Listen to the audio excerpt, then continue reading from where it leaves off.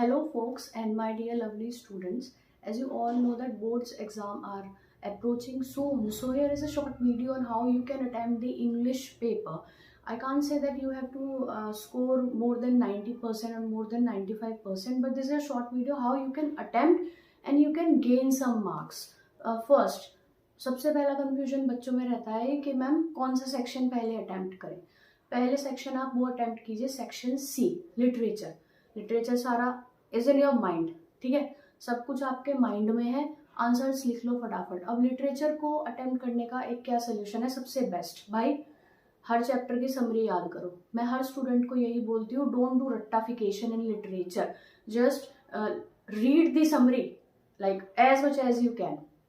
Rectification is for like small classes. In 10th you are not sure कि भाई कहाँ से पेपर आ जाएगा, कहाँ से CBSE उठा के दे देगा, वही क्वेश्चंस देगा या नहीं देगा. First point. डेफिनेटली सेकंड, भाई हर चैप्टर में से 10 से 15 कीवर्ड्स याद कर लो और उसको ना फॉर्मेशन आना चाहिए आंसर का, ठीक है.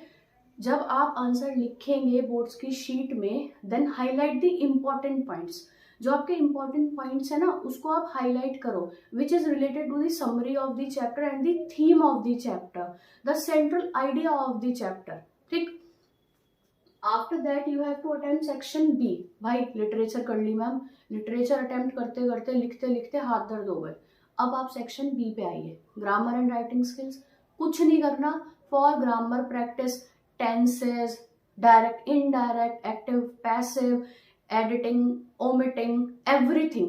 Just practice, practice, practice. Next, for writing skills. भाई writing skills में सिर्फ एक ही काम करना है, you have to learn the format. Format याद कर लो, कैसा भी क्वेश्चन आएगा आप डेफिनेटली अटेम्प्ट कर दोगे. Letter to the editor and complaint order, ठीक है. Next section you have to attempt section A. सारा काम हो गया हमारा, जो हमारे माइंड में था, जो हम लर्न करके समरी वगैरह लेते, भाई हमने सब अपना शीट में लिख दिया. Now we are done with both the section, section C and section B. A part, reading comprehension. अब कॉम्प्रिहेंशन में आपको क्या चीज याद करनी है, भाई घर पे कैसे प्रैक्टिस करना है with the timer method. Timer लगाओ और देखो आप 10 मिनट में सॉल्व कर रहे हो, 15 मिनट में सॉल्व कर रहे हो. डेली 2 कॉम्प्रिहेंशन की प्रैक्टिस करो, बिकॉज इस बार ना भाई बहुत टफ आपका कॉम्प्रिहेंशन आने वाला है, बहुत टफ आने वाला है. Just remember that. Next is theme. जब आप कॉम्प्रिहेंशन रीड करोगे ना, आप कॉम्प्रिहेंशन की थीम याद कर लो. थीम देखो कि भाई ये किस बेसिस पे है. Is it related to biodiversity और some like girl foeticide and all, ठीक है. किस बेसिस पे है, ग्लोबल वार्मिंग पे है या फिर लाइक किस थीम पे है. आप क्या करो, सबसे पहले तो शीट पे लास्ट पेज रफ वर्क के लिए यूज कर लो, उसमें आप अपना थीम लिख लो. वहां से आप अपना जो भी थीम लिखेंगे, जो भी रफ वर्क करेंगे, that can help you in detailing the answer. Next is literature part को भाई कैसे अटेम्प्ट करना है, मैंने आपको बताया था. की पॉइंट्स को हाईलाइट कर लो, ठीक है. आप उसको हाईलाइट ऐसे मत करो कि जैसे ड्राइंग में बच्चे करते हैं, छोटे बच्चे, उसको बिल्कुल कलर से क्रेयॉन से आपने कवर कर दिया, नहीं. Just simply highlight that either with the black pen और सबसे बेस्ट है भाई पेंसिल, ठीक.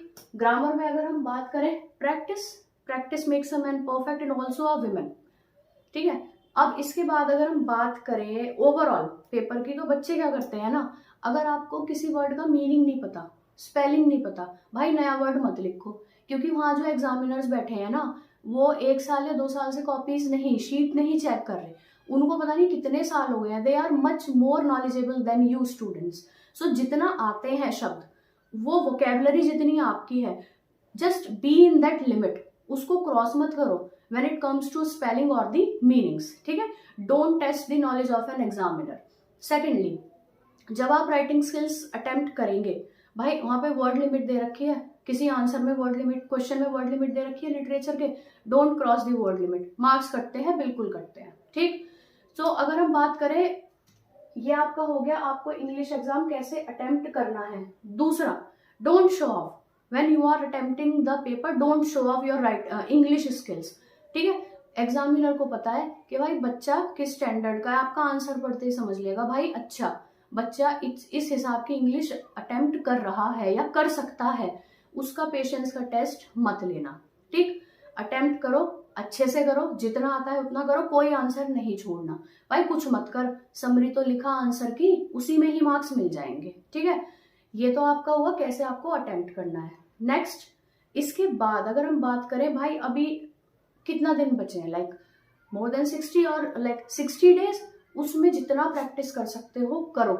If you have any query drop me a comment in the comment section box. और कोई वीडियो ये मेरे यूट्यूब चैनल पे नहीं मिलता ना भाई, कमेंट सेक्शन बॉक्स में बोलो कि मैम मुझको ये चैप्टर की समरी बताओ, मैं वहीं पे ही आपको आपका लिंक सेंड करूंगी या फिर मैं समझाऊंगी। But practice and practice, okay. Thank you and all the best for your board exams.